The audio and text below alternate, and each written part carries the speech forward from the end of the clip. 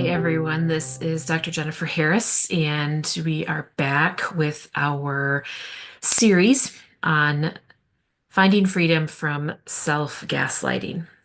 So, we started by giving a brief definition and overview of what gaslighting is, how it got kind of its crazy name, and um, today, what I want to talk about is, first of all, something that we need to identify as we look into the questions of have I been a victim of gaslighting and do I do this to myself? And I think that is boiled down to a question of intention. So, gaslighting is a way of psychological tactics, using these tactics in a way to get a desired outcome based on the gaslighter's need for control. The tactics that are employed are sometimes consciously done, sometimes subconsciously done. It doesn't matter, the outcome is the same. And so intention is important here because sometimes the tactics that are used in gaslighting also happen normally in relationships, in a healthy relationship, even. So let's talk for a little bit about what the difference might be between things that happen in a normal relationship and a even healthy relationship that can look like gaslighting versus have I been the victim of gaslighting, then have I internalized that to myself in order to continue practicing the training that I have received at the hand of a gaslighter. So, when a healthy relationship experiences what's called a rupture, when there is conflict, when there is a disagreement, it is usually over a different remembered version of events. It is often over a different felt experience of events. One partner might say, you did this and I felt this way. And the other partner says, that's ridiculous. That's not at all what I intended. Why do you feel that way? Now, that can be a tactic of gaslighting. Why do you feel that way? That is ridiculous. How could you experience it that way? That's not at all what happened. Versus the need for some time to process and the kind of reaction that we all can tend to have when people come at us with what feels like an accusation, which is to defend ourselves. The challenge is, do we stay there or do we process through that initial, and then are we able to come back together and work it out, talk it through? Does the conflict create an always experienced outcome of one person's opinion always being right and one person's opinion always being wrong? That is a signal of gaslighting. Conflict can be managed and resolved by both parties understanding each other's point of view without necessarily agreeing with it. The difference being, I don't understand how this thing that I did or said caused those feelings in you. However, I care about you. Therefore, the fact that I don't get how that has happened is less important to me than the fact that I hurt you.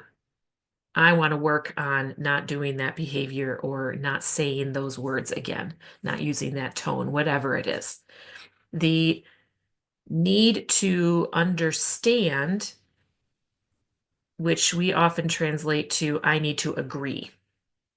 That is not at all what understanding means. Understanding means I don't see it this way, but I can get how you might from this point of view. And because I care about you, I'm going to try to do what you're asking me to not do or to do.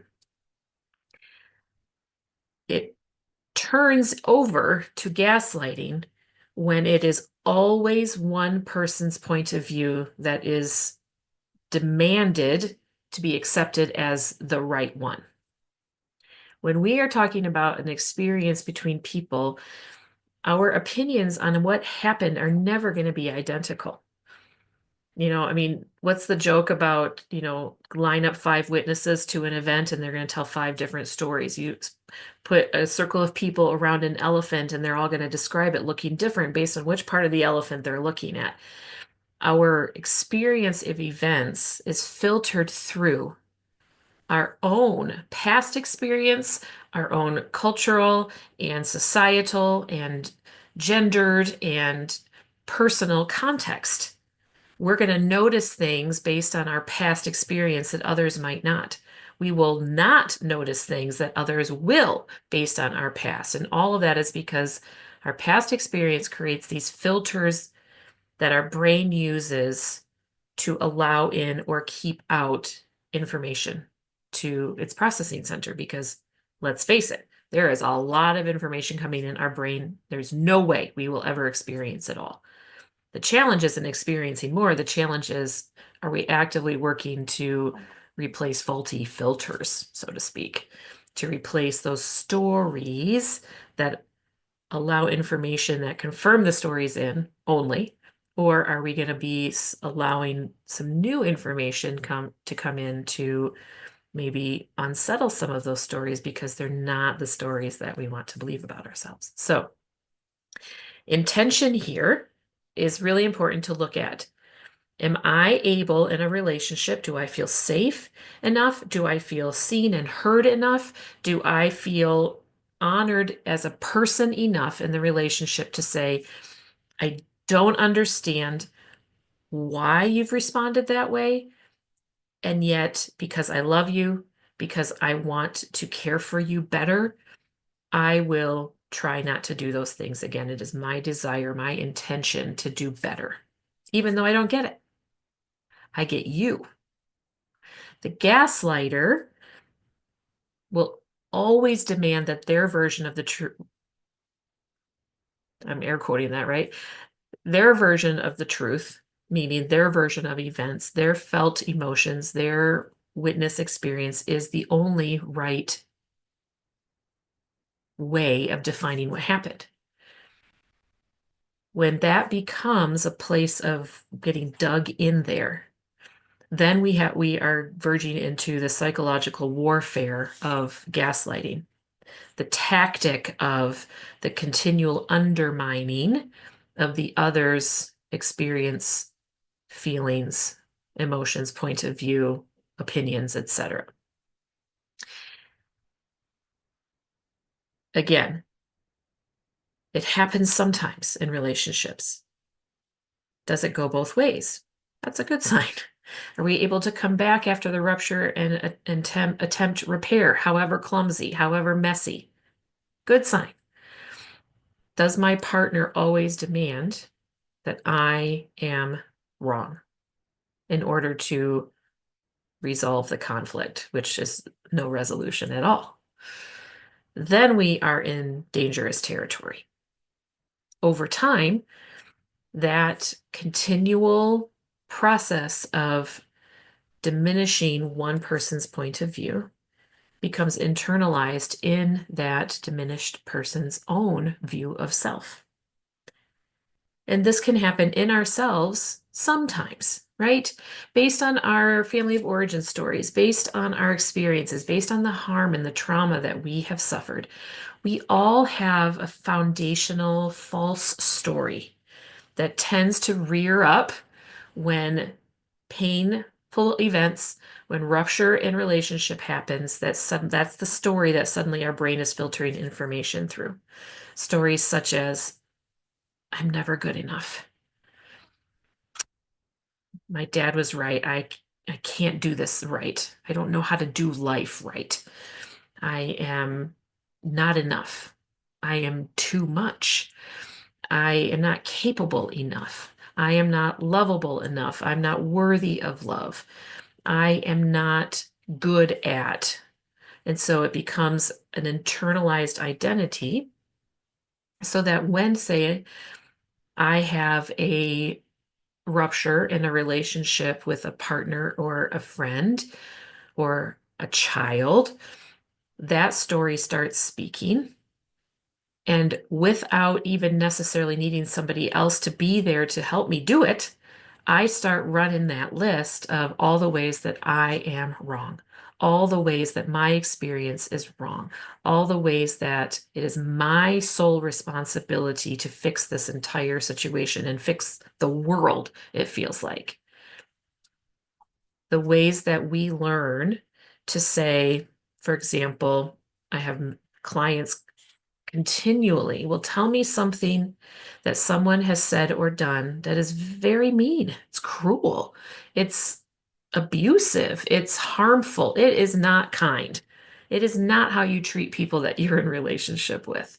They will tell me the story and then they will like almost catch themselves out and be like, oh my gosh, what did I just say? And then spend the next minutes backpedaling it. But it's really not that bad. They're getting better. They're doing better really overall. It's just this one experience. So it wasn't really that bad. And really it doesn't hurt all that much, and I'm pretty much over it. And so we gaslight ourselves away from the right to feel hurt when people say or do hurtful things. That, my friends, is not okay. That is living out the intention of the person who trained us in gaslighting, or I should say, trained us to be gaslit. I never know. I like gaslighted because we are taking that role of always wrong, never right, on our own and doing it to ourselves. We're making the assumption in every situation that it's my fault. Now, sometimes it is. Sometimes I have done something or said something and it is my fault. I screwed up. But it is never true that it is always me. It is never true that it is always you. It's an impossibility. Really, in relationships, there are very few things that we can say always and never about.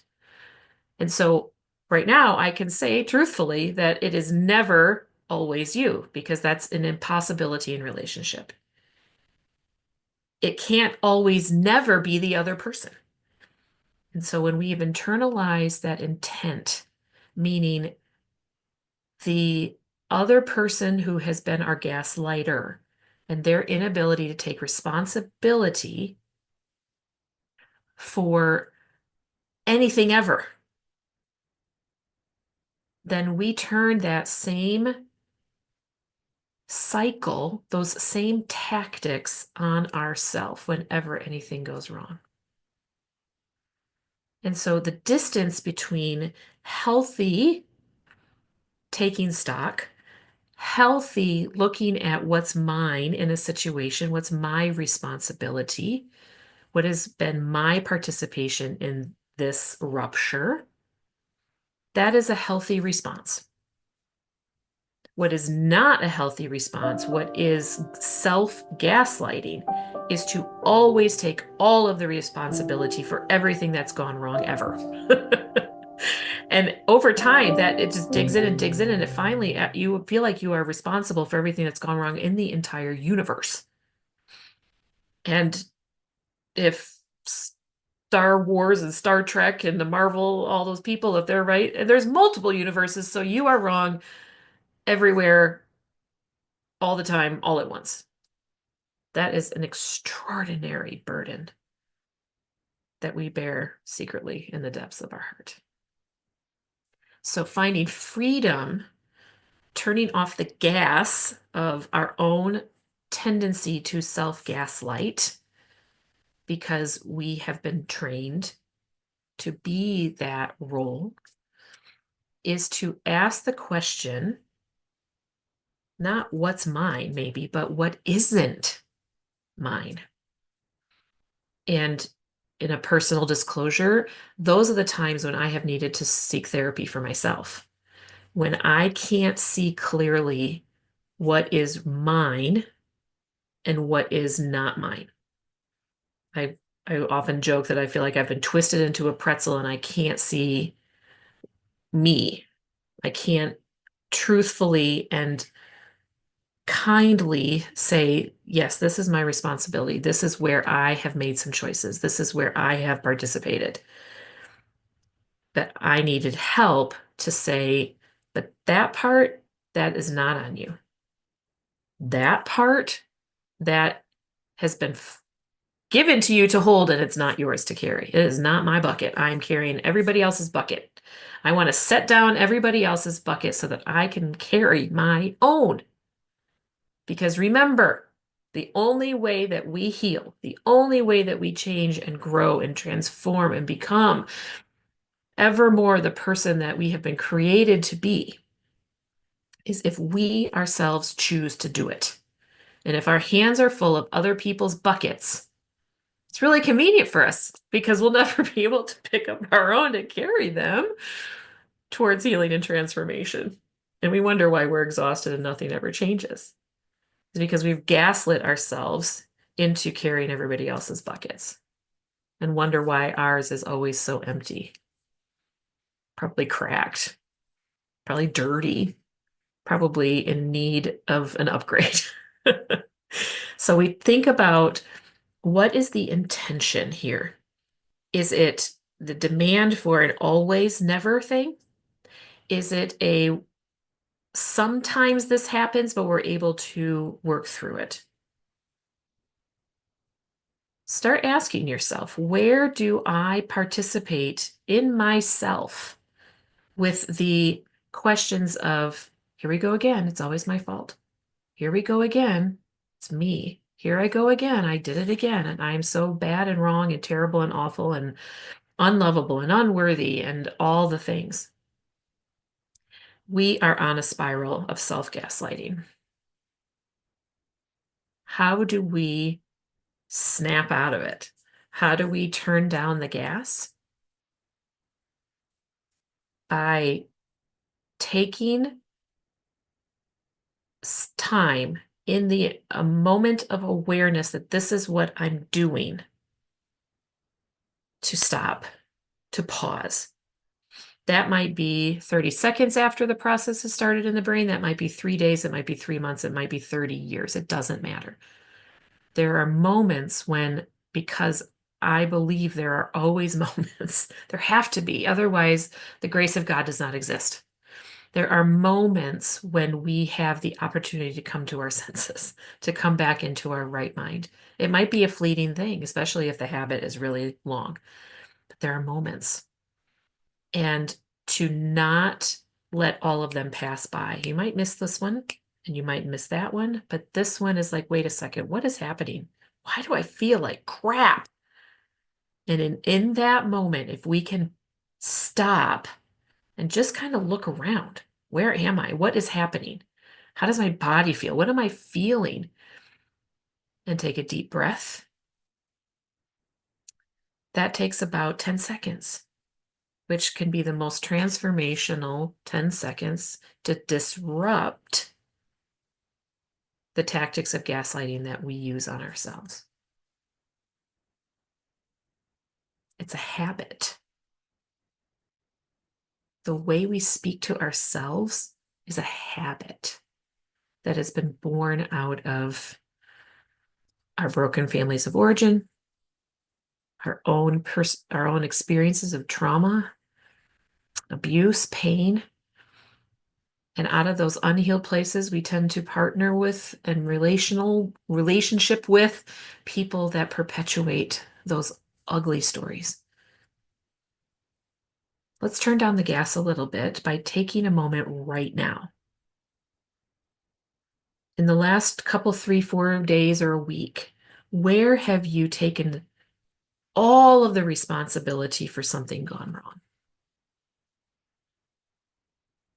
I'm thinking of something for myself right now, where the responsibility for the other person's behavior and choices has been put on me to carry. And no, I'm not talking about my clients because that's a totally different relationship. I'm talking about in my own personal life. And I guarantee that there have been opportunities for you because one thing that we're really good as humans at doing is finding ways to escape responsibility, to look at what is ours to work on is at the core defiantly courageous, countercultural in the best sense. So, in that place of the spiral of here we go again. I know this dance. I am not lovable. I am not good enough. I have to project this image of myself to be loved. I have to do these things to be loved. I have to be quiet. I can't have an opinion. I will always, I will never. All of those things are stories that we use to gaslight ourselves into submission. And after a while, you're going to get really good at it, but you're going to feel like crap because it is so not good for our mental, emotional, spiritual, or physical well-being. So take a moment right now in that situation and ask yourself, is it true that this is all my fault? There is a rare circumstance where that is a yes answer. Very rare. Where have others been part of this? What might be their responsibility that I can return to them? What bucket am I holding that has their name on it that I can give back? And if they don't take it, which is probably why we're holding it in the first place, we'll just set it down. And we're going to look at the buckets in our hand and we're going to say, is my name on any of these buckets? If not, we're going to set them down for just a moment and look around for what is mine to pick up. And we're going to take a deep breath in through the nose. And then we're going to blow out slowly, like we're breathing out through a straw with our mouth.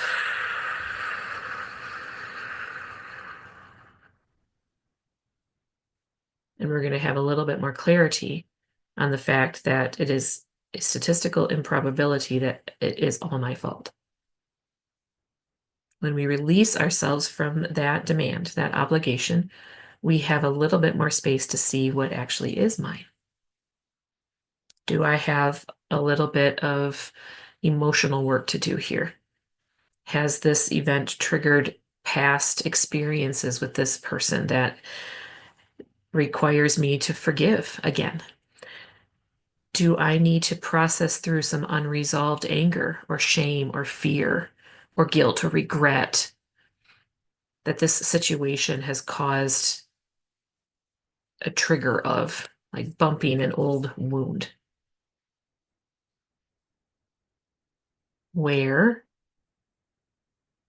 do I have the ability to shift the story? We can start with the foundational one. This is always my fault. I do this every time. No, you don't. Not every time. How about not this time? Because this time, in this moment, we might have just been able to set down a few buckets that don't belong to us. In this moment, we're going to do something a little bit different so that we can have some space to look around and say, what am I carrying responsibility for that does not belong to me? And by doing so, prevents the people that that responsibility belongs to doing their own work because I'm doing it for them. We're all out here just skating around doing everybody else's work, which is really convenient so we don't have to look at ourselves. No, it doesn't work that way because we cannot ever do someone else's work for them. It doesn't happen by osmosis. So we're going to look at our bucket and we're going to say, does this bucket have my name on it? And if so, great. What's in there? What's going on? Is my bucket empty? Maybe I need some needs met. Is my bucket cracked? Maybe I need some renewal and healing. Has my bucket been hit by a brick or a bat or crushed by someone's behavior? Is there a process of forgiveness, of naming what's been done, telling the truth as part of the forgiveness process? And whether or not the other person participates in that, it doesn't matter. We can't even get to the possibility of reconciliation until we are able to name the harm and process the forgiveness around that. Whether or not the other person asks for it, we can release them from that hook. And then we're a little bit more free to say, you know what? This is mine, but it's not all mine. And then we are well on our way towards turning down the gas of our own self-gaslighting. So next time, we're going to start talking about specific tactics of gaslighting. Because remember, gaslighting is not a diagnosis, it's a tactic. It's a series of weapons that are used in a psychological warfare against us. And looking at these different tactics in specific and with a few examples to help you see them kind of lived out in daily life, we're going to start looking at how we use these tactics as ways that we burn down our own heart. But we start from the place of intention of looking at, is this a habit or a sometimes? That helps us differentiate if we are in a healthy-ish relationship that has some conflict and rupture, that's normal. That's human. We're not perfect. Or is this a continual, habitual thing? Then we need to turn down the gas. So I will talk to you all next time when we start looking at specific tactics. And thank you for taking a moment to take a deep breath with me and look at our buckets. And then we're going to pick up next time with those tactics. Talk to you soon. Bye.